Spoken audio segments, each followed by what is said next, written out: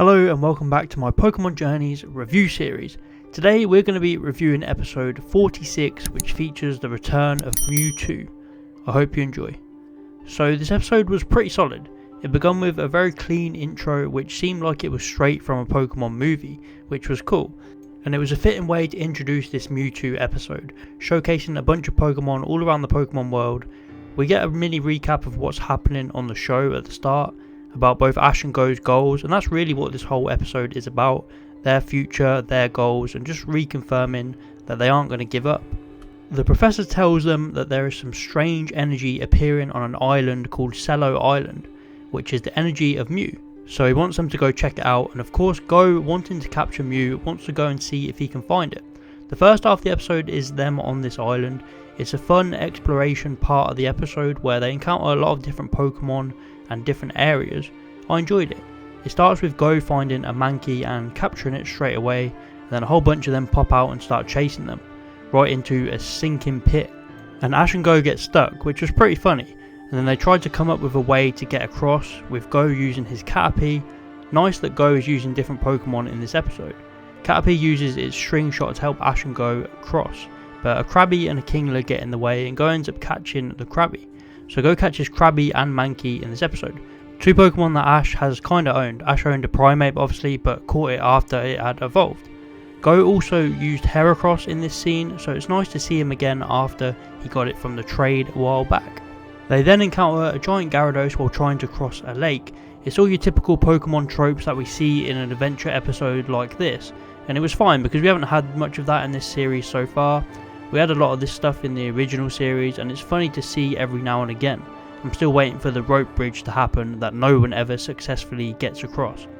But Gyarados knocks them into the water and they end up falling straight down to the waterfall at the bottom, and we also see Go's Dugong again, so another nice touch. They wake up near a giant tree with a glowing light coming out of it, and there's a bunch of Pokemon that are scared of them, and then he appears, the main man himself, Mewtwo, the same one from the first movie. He saved Ash and Go after falling from the waterfall. It was just nice to see him again. In terms of actual appearances in the main anime, this is his first time in 1066 episodes. Just episode 65 we last saw him, which is crazy, but I love when the anime does stuff like this. So Go doesn't know who Mewtwo is, and Ash does because he's met him before already, but Go tells Mewtwo to his face that he's going to catch him, which is pretty ballsy of Go.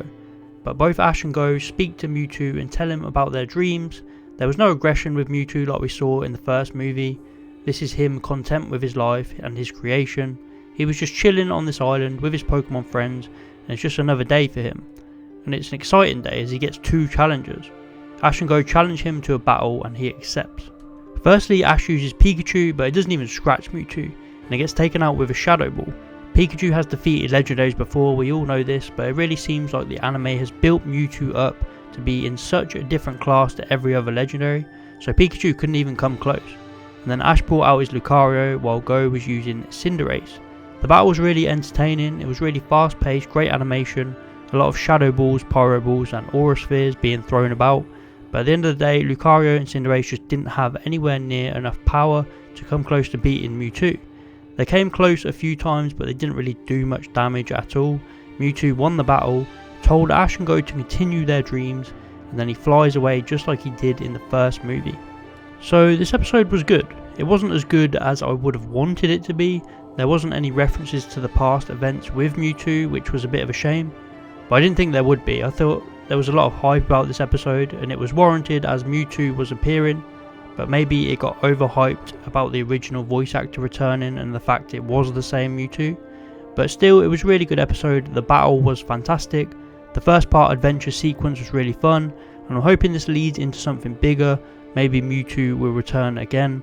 Maybe we'll finally get a Mew versus Mewtwo rematch, and I'm hoping so. Overall, this episode gets an 8 out of 10. But let me know what you thought about this episode. Did you enjoy it, and what would you rate it out of 10? Please like and subscribe if you enjoyed, and see you next time.